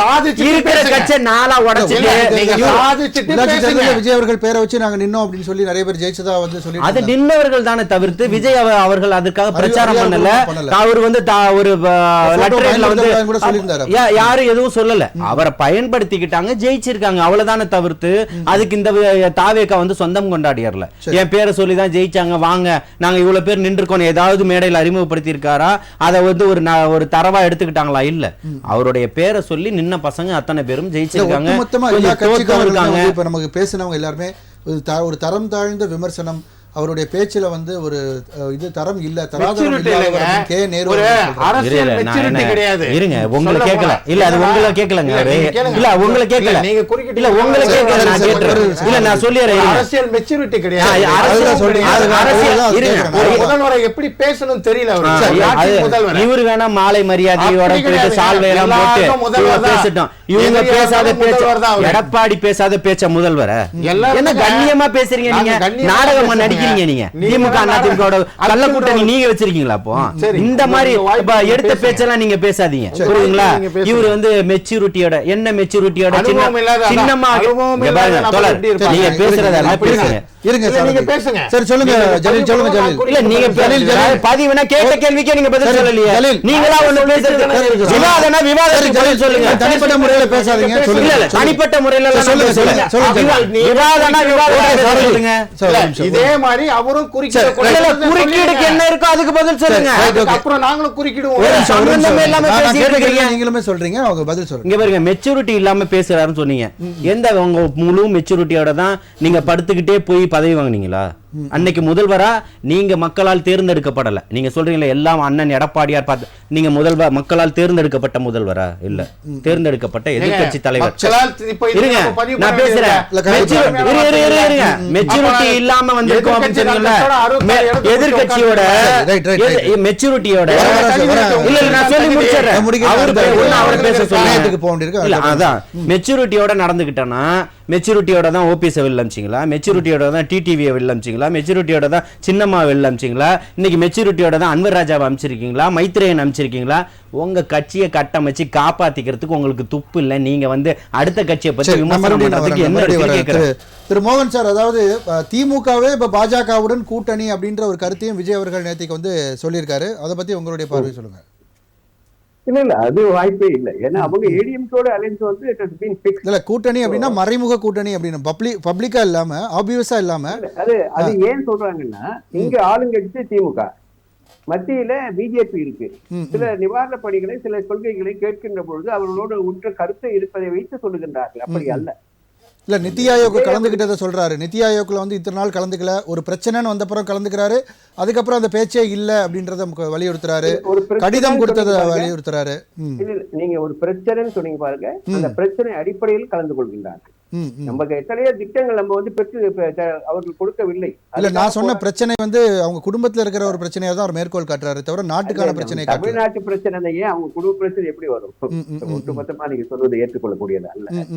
ஆனால் மக்களுடைய பிரச்சனைக்காக தான் அங்க கலந்துகிட்டு இது மாதிரி எங்களுக்கு வந்து இதற்கு ஜிஎஸ்டியோ பல நிவாரண பணிகளோ இந்த மத்திய அரசு பண்ணவில்லை என்றுதான் சொல்லப்பட்ட கருத்தாக இருக்கிறது. சரி, தாவேகா பொறுத்த அளவு அவர்கள் வந்து கொள்கை என்ன, லட்சியம் என்ன, மக்களுக்காக எதற்காக போராட போகின்றார்கள், இந்த தமிழ்நாட்டை எங்கே எடுத்து செல்ல போகின்றார்கள், முதலிடத்தில் எடுத்து செல்ல முடியுமா? இன்னைக்கு பாத்தீங்கன்னா லிட்ரஸில தமிழ்நாடு 16வது இடத்துல இருக்கு. நல்லா பாத்துங்க. கடல்ல முதல் இடத்துல இருக்கு. கடல்ல இதையெல்லாம் நீங்க சொல்லணும். நாங்க வந்து வீட்டுக்கு ஒருவருக்கு வேலை வாய்ப்பை உருவாக்குவோம், இண்டஸ்ட்ரியலை குரோத் பண்ணுவோம், தமிழ்நாட்டையே வந்து இந்த மாதிரி லிட்ரஸியை வந்து நாங்க மற்ற மாநிலத்துக்கு இணையாக கொண்டு வருவோம், அப்படி சொல்லணும். அப்பதான் ஏற்றுக்கொள்வார்கள். ஏனென்றால் இருப்பதை நீங்க சொல்லணும். இப்ப எந்த கட்சியாக இருந்தாலும் இங்க இரு கட்சிகளும் போராடி இந்த அளவுக்கு முயற்சி செய்து ஓரளவுக்கு வந்து எல்லா இடத்துலயும் இண்டஸ்ட்ரியல நீங்க 3ஆவது இடத்துல இருந்து 2ஆவது இடத்துக்கு கொண்டு வரப்பட்டிருக்கிறது. அதையும் பார்க்கணும் நம்ம. ஆனா இலவசம் என்ற போர்வையில கிட்டத்தட்ட 9.5 lakh crores வந்து நீங்க கடன் பண்றீங்க. 2 கட்சிகளும் சேர்த்து தான் சொல்றேன். இலவசத்தை நீங்க தயவு செய்து அனௌன்ஸ் பண்ணாதீங்க. அது மக்களை கரெக்ட் பண்ணும். மக்கள் இன்னைக்கு இல்லைன்னா நாளைக்கு உங்களுக்கு கடன்காரன் ஆகிடும். அதனால வீட்டுக்கு ஒருவருக்கு வேலை வாய்ப்பை உருவாக்குவோம் என்று எல்லா கட்சிகளும் அதற்காக போராட வேண்டும். இலவசத்தை நீங்க யார் கொடுப்பது, என்னுடைய பணத்தை கொண்டு நீங்கள் மற்றவர் கொடுப்பது ஏற்றுக்கொள்ளக்கூடியது அல்ல. மக்கள் அதுதான் கேட்கிறார்கள், அதுதான் மக்கள் அதிருப்தியாக இருக்கின்றார்கள். ஆனால் இதையெல்லாம் முன்னிறுத்தி பேசியிருக்க வேண்டும் தாவேகா. அப்படி பேசுவார் எதிர்பார்த்தோம், அப்படி பேசவில்லை, வருந்தத்தக்கது. இனிமாவது அப்படி பேசுவார் என்று எதிர்பார்ப்போம். கண்டிப்பா தொடர்ந்து பேசலாம். திரு நரேஷ்குமார் சார், அதாவது இதுவரைக்கும் நம்ம எவ்வளவோ கட்சிகளோட மாநாடுகளை பார்த்துருக்கோம். பட் இதற்கு எதிர்வினை ஆற்றக்கூடிய எதிர்கட்சிகள் இந்த அளவுக்கு ஒரு கோபத்தோடு தன்னுடைய ஆதங்கத்தை வெளிப்படுத்தினதை நம்ம இது வரைக்கும் பார்த்ததில்லை. ஸோ அப்போ எங்கே தவறு நடந்திருக்கு? அவங்க எதிர்கட்சி விமர்சிக்கிற அவங்க மேலே தவறா, இல்லை மாநாட்டில் அவர் பேசியது தவறா? இல்ல, ஆக்சுவலா இவ்வளவு பெரிய மாபெரும் மாநாட்டை ஏற்படுத்திய தளபதி விஜய் அவர்கள் மேலதான் தவறு. ஏன்னா இவ்வளவு மக்கள் சக்தியை வந்து தனக்கு ஆதரவா காட்டினதுனால அந்த ஒரு காழ்ப்பு எல்லா கட்சிகளுக்கும் இன்னைக்கு வந்து வெளிவந்திருக்கு. அவர் முன்வைச்ச விமர்சனங்களுக்கு அவர் யார்கிட்டயும் பதில் இல்லை. ஆக்சுவலா இப்ப என்ன ஆயிடுச்சுன்னா, அவர் சினிமா துறையை விட்டு வெளியே வந்து ரொம்ப நாள் ஆகுது. அவர் வந்து சினிமாவை பத்தி பேசல, சினிமாவுக்கு ப்ரமோஷன் பண்ணல. இங்க முதலமைச்சரா இருக்கிறவரும் துணை முதலமைச்சரா இருக்கிறவரும் தான் ஒரு சினிமாவுக்கு ரிவ்யூ எழுதிக்கிட்டு சினிமா படத்தை நள்ளிரவுல பார்த்து எப்போ தூய்மை பணியாளர்கள் இந்த மாநிலத்துடைய அடிப்படை சுத்தத்தை வந்து பின்பற்ற அதை பேணி காக்கக்கூடிய தூய்மை பணியாளர்கள் ரோட்ல உட்கார்ந்து போராடி 13 நாட்களாக காவல்துறையோட அடக்குமுறை ஒடுக்குமுறைக்கு ஆளாக்கப்பட்டு கொண்டு இருக்கக்கூடிய இரவுல சினிமா படத்தை பார்த்து அதுக்கு ரிவ்யூ பண்ணி அதுல லாபம் சம்பாதிக்கக்கூடிய டிஸ்ட்ரிபியூஷன் வேலையா பார்த்துக்கிட்டு இருக்காங்க. தளபதி அவர்கள் இன்னைக்கு சினிமா துறையை விட்டு வெளியே வந்துட்டார். இங்க ஆட்சியாளர்கள் அதை விட்டு வெளியே வரலன்றது என்னுடைய முதல் குற்றச்சாட்டு. அவர்கள்கிட்ட இங்க வைக்கக்கூடிய விமர்சனங்களுக்கு பதில் இல்ல. ஆனா விமர்சனம் பண்றதுக்கா நீங்க மாநாடு நடத்துறீங்கன்ற ஒரு கேள்வி அண்ணன் வெங்கடேசன் முதல் அவங்களே வச்சாரு. எத்தனை வருஷம் தாவேகா ஆட்சியில இருந்தது, அவங்க என்ன செஞ்சாங்க, என்ன மக்களுக்கு செஞ்சாங்கன்னு சொல்றதுக்கு நீங்க சொல்லுங்க. 10 வருஷமாக ஆட்சியில இருந்ததா செய்யணும் இல்ல. அவர் எடுத்துக்காட்டு சொன்னாரு. விஜயகாந்த் அவர்கள் கட்சி ஆரம்பிக்கிறதுக்கு முன்னாடியே பல விஷயங்கள் பண்ணாருன்றத சொன்னார் அவரு. அதையும் நான் முடிச்சிடறேன், அதுதான் வரேன். இப்போ வந்து சினிமா துறையில அவர் இருந்தாரு. அப்போ கேப்டன் அவர்கள் பொறுப்பெடுத்துக்கிட்டு அந்த சங்கத்தை வழி நடத்தினாரு, அவர் செஞ்சாரு. இவர் எந்த சங்கத்தை வழி நடத்தினதுக்கு பொறுப்பெடுத்துக்கிட்டாரு? இவருடைய பணியில சரியா இருந்தா சினிமா துறைக்கு செய்ய வேண்டியதை அவர் செஞ்சுக்கிட்டு தான் இருந்தார். அண்ணன் வந்து எதுவுமே செய்யல அப்படின்னு சொல்றதுல வந்து ஏற்பட்டதா இல்ல. என்ன செஞ்சாரு சொல்லுங்க. என்ன செஞ்சாரு சொல்லுங்க. என்ன செஞ்சாரு எனக்கு தெரியும். நான் சினிமா துறை சேர்ந்தவன் தான். என்ன செஞ்சாரு சொல்லுங்க. என்ன செஞ்சாரு சொல்லுங்க. என்ன செஞ்சாருன்னு சொல்லுங்க. என்ன செஞ்சாருன்னு சொல்லுங்க. இது செஞ்சாருன்னு சொல்லுங்க. நடிகர் சங்க கட்டிடத்துக்கு ஒரு 2 கோடியில இருந்து 10 கோடி கொடுத்தாரா சொல்லுங்க. இந்த நடிகர்களை வாழ வைத்தேன்னு சொன்னாரா சொல்லுங்க. அவரை வைத்து படம் எடுத்த ப்ரொடியூசர் ஒவ்வொருத்தர் பிச்சை எடுத்துக்கிறான். அவனோட சாவு கூட போகல சொல்லுங்க. எந்தெந்த ப்ரொடியூசர் படம் எடுத்தானோ திருப்பி அவனை படம் எடுக்க வச்சாரா சொல்லுங்க. சொல்லுங்க. ஏங்க திரைப்படம் பத்தி பேசுறீங்க. நீங்க சொல்லுங்க. சொல்லுங்க. ஒரு படம் எடுத்த ப்ரொடியூசரோட இறப்புக்கு அவர் சென்றிருக்கிறாரா? ஒரு படம் எடுத்த ப்ரொடியூசரை வாழ வைத்திருக்காரா? இதனால் வரை விஜய் சாரை எடுத்து படம் வைத்தவர் எந்த ப்ரொடியூசராச்சும் வாழ்ந்திருக்கானா சொல்லுங்க. திரைத்துவத்தில் என்ன செஞ்சாரு சொல்லுங்க. இதெல்லாம் அபத்தமான நீங்க சொல்லுங்க சார். நீங்க சொல்லுங்க. நீங்க சொல்லுங்க. யாரும் எந்த படத்தை எடுத்தவங்க எல்லாம் வாழலையா சொல்றாரு. எல்லா என்ன செஞ்சாரு சொல்லுங்க. எனக்கு தெரியலங்க. நீங்க சொல்லுங்க நான் கேக்குறேன்.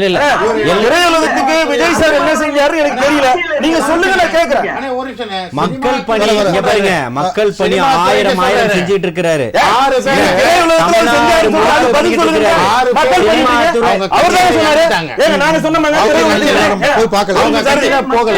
திரையுலகத்துக்கு விஜய் சார் எதுவும் செய்யல நாங்க பதிவு பண்ணோமா? அவர் தானே சொன்னாரு திரையுலகத்துக்கு செஞ்சாருன்னு. திரையுலகத்துல போக்ரி ரமேஷ்ல இருந்து அழகிய தமிழ் அப்பச்சன்ல இருந்து சங்கிலி முருகன்ல இருந்து சுறால எடுத்த ப்ரொடியூசர் எல்லா ப்ரொடியூசர் பேரும் என்னால சொல்ல முடியும். அந்த ப்ரொடியூசர் வாய் வச்சிருக்காரா? அவன் நீ பிச்சை எடுக்க கூடாது சுத்தி நிக்கிறான். போய் பாருங்க. திரையுலகத்துக்கு ஏதாவது விஜய் சார் சொன்னாரு சொன்னா அப்பட்டமா மறுப்பேன். நேரடியா கூட என்ன சொல்ல வராங்க அவங்க சொல்ல அவருக்கு பதில் சொல்லணும். ஒரு நிமிஷம் பதில் சொல்லணும். அவரு இருங்க. இது நீண்ட நெடிய விவாதம். நான் என்ன கேக்குறேன்னா ஒரு படத்தை இருங்க தோழர் பதில் சொல்ல 2 பேருமே அலோ பண்ண மாட்டாங்க. 6 பேர் அவர் என்ன சினிமா சம்பந்தமா ஏதோ சொல்ல வந்தாரு என்னன்னே தெரியல. அப்பா இறந்துட்டாரு. அதுக்கே போவாத. சரி ஓகே ஒரு நிமிஷம் அவர்ட்ட சேனல்ல இறந்துட்டாரு. ஒரே ஒரு செகண்ட். அவர் என்ன நரேஷ் என்ன சொல்றாரு நீங்க ஒரு நிமிஷம் ஏதாவது ஒரு விஷயத்தை நீங்க எடுத்துக்கிட்டு இவங்க போகல. ஒரே ஒரு நிமிஷம் அவர் நிறைவு கருத்தை நீங்க சேர்த்து கூட பதிவு சொல்லுங்க. நான் பண்ணுங்க. உங்களுக்கு அனுமதிக்கிறேன். ஒண்ணு பிரச்சனை சொல்லுங்க இல்ல. சொல்லுங்க.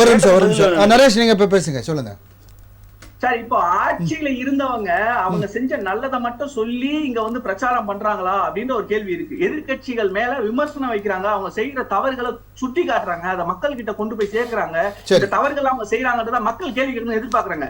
10 வருடமாக ஆட்சியில் இருந்த பாஜக 2024 பிரச்சாரத்துல போயிட்டு ஒரு பிரதமரும் உள்துறை அமைச்சரும் பேசுற பேச்சு இந்துக்களே உங்கள் தாலிகளை பத்திரமாக பார்த்துக் கொள்ளுங்கள், இவர்கள் இஸ்லாமியர்கிட்ட கொடுத்துருவாங்கன்னு ஒரு மத பிரச்சாரத்தை செய்யக்கூடிய ஒரு தலைவர்கள் தான் நீங்க 10 வருஷமா நாங்க ஆட்சியில் இருந்தோங்க. இதெல்லாம் எங்க ஆட்சியில தேனாரும் பாலாவும் ஓடிச்சு. ஒரே ஒரு குறுக்கீடு. இதே எனக்கு தெரிஞ்சு முத்தலாக் தடை சட்டத்துக்கு எத்தனை எனக்கு இஸ்லாமிய நண்பர்கள் இருக்காங்க. அவங்களோட பெண்கள் அதாவது எனக்கு தங்கச்சி அக்காங்கெல்லாம் இருக்காங்க. அவங்க என்னோட நண்பர்கள். அவங்க அந்த முத்தலாக் தடை சட்டத்துக்கு எவ்வளவு வரவேற்பு தெரியுங்களா? பிஜேபி அபத்தமான கதை. நீங்க போய் கபட நாடகம் ஆடிட்டு அதுக்கு ஆதரவு தெரிவிச்சுட்டு அதுக்காக தான் நீங்க வந்து மன்னிப்பு கேட்டீங்க. பிஜேபியோட வச்சதுனால தான் எந்த தாயை காப்பாத்துறாங்க உங்க வீட்டு வாசல்ல யார் வந்து நரேஷ் நிறைவு கருத்தை நீங்க சேர்த்து பதிவு பண்ணி நிறைவு செஞ்சிருங்க. நம்ம அடுத்து நான் உங்க கேட்கிறேன். சோ இங்க வந்து நான் தெளிவா சொல்ல வந்தது ஒண்ணுதான் சார். அவர் வைக்கக்கூடிய விமர்சனங்கள் அரசியல் விமர்சனங்களுக்கு, இவர்கள் செய்யாத தவறுகளுக்கு, மக்களுக்கு செய்யும் துரோகங்களுக்கு இவர்களிடம் பதில் இல்லை. அரசியல்ல அவர் உள்ள வந்ததுக்கு அப்புறம் நான் சினிமாவில இல்ல, நான் ஒரே ஒரு வேலைதான் இது எனக்கு, இதுக்கப்புறம் இது மட்டும்தாங்க வேலை, வேற வேலை இல்லைன்னு சொல்லக்கூடியவர்கிட்ட இன்னமும் பணியில சினிமா சோனியிலே நீங்க கேள்வி கேட்டுட்டு இருந்தீங்கன்னா நீங்க தான் சினிமாவை விட்டு வெளியே வரணும். அவர் என்னைக்கோ வெளியே வந்துட்டார், மக்கள் பக்கம் நின்னுட்டாரு. அவர் சொன்ன மாதிரி அவர் கட்சி ஆரம்பிக்கும் பொழுது ஒவ்வொரு வீட்டுக்குள்ளேயும் போனதுக்கு அப்புறம் தான் கட்சி ஆரம்பிச்சிருக்காரு. இன்னைக்கு ஒவ்வொரு வீட்லயும் இளைஞர்கள், பெரியவர்கள், பெண்கள், குழந்தைகள் முதல் கொண்டு தனக்கு ஆதரவாக நிற்கிறாங்கன்னு சொல்ற ஒரு தலைவர். அதே குடும்பங்களே சொல்லுது இன்னைக்கு தலைவர்கள். அவர்கள் மட்டும் இன்னைக்கு ஓட்டு கிடையாது, இன்னைக்கு வந்தவர்கள் மட்டும் ஓட்டு கிடையாது, அவர்கள் மற்ற ஓட்டுகளை கொண்டு வரக்கூடிய வாக்காளர்களா இல்லாதவர்கள் கூட நாங்க தாவேக்காக வேலை செய்வோம் சொல்லக்கூடிய அளவுக்கு. நன்றி நன்றி நரேஷ். நன்றி. மோகன் சார் உங்களுடைய நிறைவு கருத்து. இன்று இப்போ தாவேக்கா இப்பதான் ஆரம்பிச்சிருக்காங்க. நீங்க வந்து மக்கள் பிரச்சனை பத்தி சொல்லணும். மக்களுக்கு என்னென்ன இழப்புகள் ஏற்பட்டிருக்கிறது, இந்த நாட்டுடைய வளர்ச்சியை எப்படி கொண்டு போக போகிறீர்கள், உங்களுடைய கட்சியினுடைய கொள்கை என்ன, உங்களுடைய கட்சி என்ன செய்ய போகிறீர்கள், என்ன மற்ற கட்சிகள் செய்யவில்லை, புதிதாக என்ன வந்து கொள்கைகளை கொண்டு வரப் போகிறீர்கள், வளர்ச்சியான திட்டத்தை எப்படி நீங்கள் மக்களுக்கு கொண்டு செல்ல போகிறீங்க, இதுதான் பேசணும், இப்படிதான் பேசணும். அதை விட்டுட்டு குறை சொல்லக்கூடாது. யாரு ஆனாலும் இப்ப நாங்க காவேக்காக குறை சொல்லல, வரவேற்கத்தக்கதுதான். ஒரு புதிய கட்சி உருவாகி இருக்கிறது, வரவேற்கத்தக்கதுதான். ஆனால் என்ன செய்ய வேண்டும், எப்படி செய்ய வேண்டும்? ஏனென்றால் பிரதான 2 கட்சிகள் தமிழ்நாட்டை ஆக்கிரமிப்பு செய்திருக்கிறது. அதில் நீங்கள் நுழைய போகிறது, எப்படி வரப்போகிறது, அதை பற்றி சொல்லுங்க. நீங்க என்ன செய்ய போறீங்கன்றத தெளிவா சொல்லுங்க. அதை விட்டுட்டு இந்த திட்டிட்டு இருக்க வேண்டாம் அப்படின்றத உங்க கருத்தை நான் எடுத்துக்கிறேன். நன்றி சார், நன்றி. அதனால நீங்க இப்பதான் வந்திருக்கீங்க, வரவேற்கத்தக்கதுதான், பாராட்டக்கூடியது. ஆனால் எதை செய்ய போகிறீர்கள், மக்களுக்கான பிரச்சனை எப்படி நன்றி பண்ண போறீங்க, நன்றி நன்றி சொன்னா போதும். அப்பதான் மக்கள் உங்களை வரவேற்பாங்க. இந்த எலெக்ஷன்ல மற்ற எலெக்ஷனுக்கு வாய்ப்புகள் இருக்கு. நன்றி நன்றி நன்றி சார், நன்றி. வெங்கடேஷ் சார், உங்களுடைய நிறைவு கருத்து. நண்பருக்கு நான் ஒரு கேட்ட கேள்விக்கு ஒரு பதிலே சொல்ல. நானும் திரையுலகத்தை சேர்ந்தவன் தான், விஜய் சாரோட தொடர்ந்து பிரயாணம் பண்ணவன் தான், எல்லாருக்குமே எனக்கு தெரியும். நீங்க சொன்ன எல்லாருமே விஜய் அவர்களை வைத்து மட்டும்தான் படம் எடுத்தார்களா, அவரை வைத்து மட்டும்தான் போறவங்கள முஸ்லீம்களுக்கு எதிரான கட்சி பாஜக மாதிரி தட்டி விட்டு போனார் அவர். விஜய் சாரும் தட்டி விடுறாரு, இவரு ஏதோ சொல்லணும்னு சொல்றாரு. விஜய் சார் அவர் பேசும்போது அதான் சொல்றேன், அவர் தட்டி விட்டதா இவரு தட்டி விடுறாருன்ற. இன்றைக்கு குஜராத்ல முஸ்லீம் அவர்களும் சேர்ந்து வாக்களித்தான் தொடர்ந்து நம்ம குஜராத்ல வென்றெடுக்கணும். முத்தலாக் தடை சட்டம் மூலம் பெரும்பாலும் மக்களிடம் சென்றடைஞ்சிருக்கோம். வக்போர்டு சட்டத்திலையும் பெருமளவு சென்றடைஞ்சிருக்கோம். எல்லா இடத்துலயும் இஸ்லாமியர் வாக்கு இல்லாமல் எங்கேயும் நீங்க வின் பண்ண முடியாது. ஒண்ணு. ரெண்டாவது, 2014 வரை மோடிஜி அவர்கள் பிரதமராக பதவியேற்ற பிறகு இந்தியாவில் பெரும்பான்மையான இஸ்லாம் இந்து சகோதரர்களுக்கான கலவரங்கள் நடந்திருக்கான்னு பட்டியலிட சொல்லுங்க. ஃபர்ஸ்ட் பட்டியலிட சொல்லுங்க. எதுவுமே இல்லாம சும்மா அவர் தட்டி விடுற மாதிரி எல்லாம் தட்டி விடக்கூடாது. ரெண்டாவது, விஜய் சார்ட்ட இந்த நிகழ்ச்சி மூலம் ஒரு கோரிக்கை வைக்கிறேன். அடுத்த வீட்டு தலைவர்களை கடன் வாங்குவதை நிறுத்துங்கள். ஏன் எம்ஜிஆர் கடன் வாங்குறீங்க, ஏன் அண்ணாதுரை கடன் வாங்குறீங்க, அடுத்த வாடி கலைஞரை கடன் வாங்குவீங்களா, அடுத்த வாடி விஜயகாந்த் கடன் வாங்குறீங்களா, அடுத்த வாடி ஜெயலலிதா போட்டோ வைப்பீங்களா, எதுக்கு கடன் வாங்குறீங்க? ஒரு நிமிஷம் முடிச்சிடனா. காமராஜரை வீழ்த்தி தான் யார் வந்தது, அண்ணா வந்தார். காமராஜர் உங்களுக்கு வேணும், காமராஜர் வீழ்த்தி அண்ணா வேணும். அண்ணாவை வீழ்த்தி அண்ணா ஆரம்பிச்ச கட்சியை திமுக வீழ்த்தினவர் தான் எம்ஜிஆர். அண்ணாவும் வேணும், அண்ணாவை வீழ்த்தி எம்ஜிஆரும் வேணும். எப்படி இது என்னங்க முரண்பாடி முச்சம்? ஏன் உங்களுக்கு தலைவரே இல்லையா? ஏங்க நீங்க போய் ஏடிஎம்கே டிஎம்கே போது நாங்க எதுக்குறேன்னு சொல்லிட்டு அவங்க தலைவரை நீங்க கொண்டாடுறீங்க? சரி சார், நன்றி நன்றி சார். சாரதி, உங்களுடைய நிறைவு கருத்து. ஒண்ணே ஒண்ணுங்க, உக்ரைன்ல ஒரு நாடகத்தில் நடித்தவர் தான் ஜெலன்ஸ்கி, உங்களுக்கு தெரியும். அவரு மக்கள் 72% ஓட்டு போட்டு அவர் அதிபர் ஆகிட்டான். ஆக்கின உடனே அவன் நாடகத்தில் பார்த்தது எல்லாமே நிஜத்தில் நடக்கும்ட்டு பண்ணிட்டான். ஆனா அவர் பண்ண தப்பு என்ன தெரியுங்களா, அமெரிக்காவுடன் சேர்ந்தது தான். கடைசியில் இன்னைக்கு அந்த நாடு என்ன நிலையில இருக்கு தெரியுங்களா? அதே மாதிரிதான். அதாவது நிறைவு கருத்து, தமிழகத்தை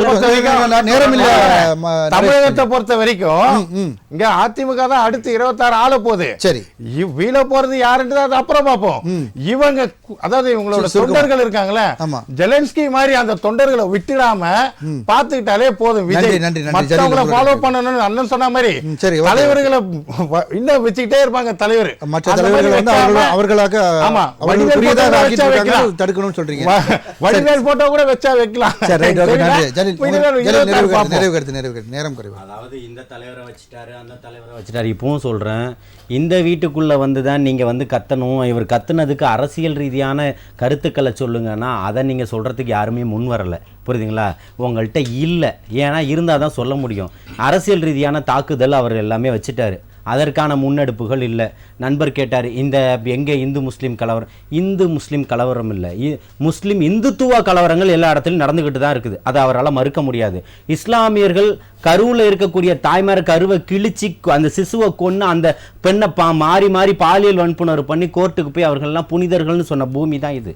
நீதியை அப்படியே நிலைநாட்டி கொண்டு வந்த ராஜராஜ சோழன் மாதிரி நீங்கள் மனுநீதி சோழன் மாதிரி தீர்ப்பு சொல்லிட்டு போகலை. இவர் சொன்னார் இல்லையா, ஜெலஸ்கே பற்றி பேசினார் இல்லையா, இதே மாதிரி கடந்த ஆண்டுகளில் நீங்கள் இவரை பார்த்து பேசுகிறீங்க. அப்படி இவங்க தொண்டர்களை விட்டுட்டாங்களா, அவங்க தொண்டர்களை, உங்கள் கட்சியில் இருக்க தொண்டர்களை உங்களால் வச்சுக்க முடியல. சரிங்களா? 100 கோடி ரூபாய் அபராதம் விதிக்கக்கூடிய அளவுக்கு அந்த அம்மா மேலே குற்றச்சாட்டுகளை போட்டாலும் அந்த அம்மா திரும்பவும் ஜெயிச்சாங்க. ஒரு கரிஷ்மேட்டிக் இருந்தது, ஜெயிச்சாங்க. ஆனால் இன்னைக்கு அந்த அம்மா கட்டி காப்பாற்றி கொடுத்துட்டு போனதுக்கப்புறம் அந்த கட்சியை உங்களால் காப்பாற்றவே முடியலை. இப்பவும் சொல்கிறோம், நாங்கள் அங்கே பேசியது அந்த 37 நிமிடங்கள் பேசிய பேச்சு இந்த ஒன்றியத்தையும் தமிழகத்தையும் நிச்சயமாக தூக்கத்தை தொலைச்சி மிகப்பெரிய ஒரு பிபியும் பதட்டத்தையும் ஏற்படுத்தியிருக்கு. நன்றி, நன்றி. 2026 இந்த மக்கள் யாருக்கானவர், நன்றி, மக்களுக்கு நன்றி. யார் ஆனவர்ன்றத பறைசாற்றி இருக்கிறாரு. அதற்கு இன்னைக்கு மதுரையினுடைய 2வது மாநாடு மிகப்பெரிய ஒரு நன்றி, சாட்சியா நன்றி, இருக்கு. நன்றி. 2026 மிகப்பெரிய ஒரு வெற்றியும் ஆட்சியும் அமைக்கும் தமிழக வெற்றி கழகம். நன்றி நன்றி. ஆக நன்றி. மொத்தத்துல விவாதத்தில் சிறையில விட பங்கேற்ற தூக்கம் தான் அனைவருக்கும் போயிடுச்சு. நன்றி. மீண்டும் விவாத நேரத்தில் சந்திப்போம் நேயர்களே. நன்றி, வணக்கம்.